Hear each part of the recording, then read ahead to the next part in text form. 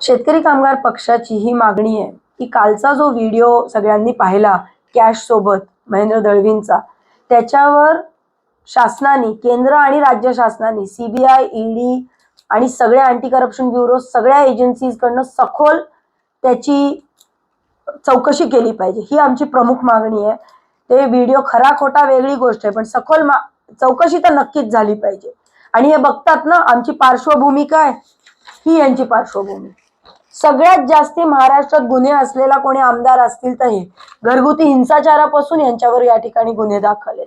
तिसरं म्हणजे यांची काही हिस्ट्री, फार पार्श्वभूमी काय लपलेली नाहीये.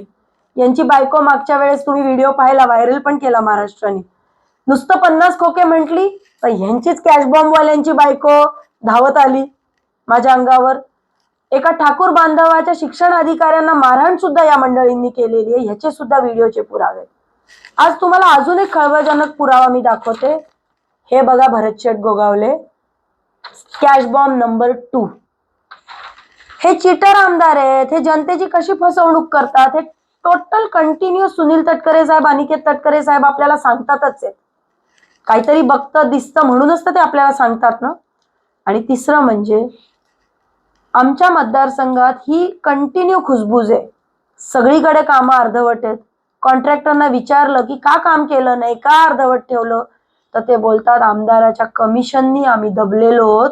नुसते हप्ते आणि कमिशन या ठिकाणी आम्हाला मानले जातात. माझी मुख्यमंत्र्यांना आणि महाराष्ट्र शासनाला विनंती आहे, कधी थांबणार? हे ते कमिशनचे कॅश नाही ना, ह्या सगळ्यावरती सखोल चौकशी झाली पाहिजे. यांच्या प्रत्येक अकाउंटवरती खूप डीप चौकशी झाली पाहिजे. यांच्या संबंधित असलेले लोक, अधिकारी, आता मुरुडच्या सीओची सुद्धा त्या ठिकाणी चौकशी झाली पाहिजे. कित्येक बिलं, कित्येक भ्रष्टाचार तिथून त्या ठिकाणी केलेला आहे. ही मागणी या ठिकाणी मी शेका पक्षाच्या वतीने करते.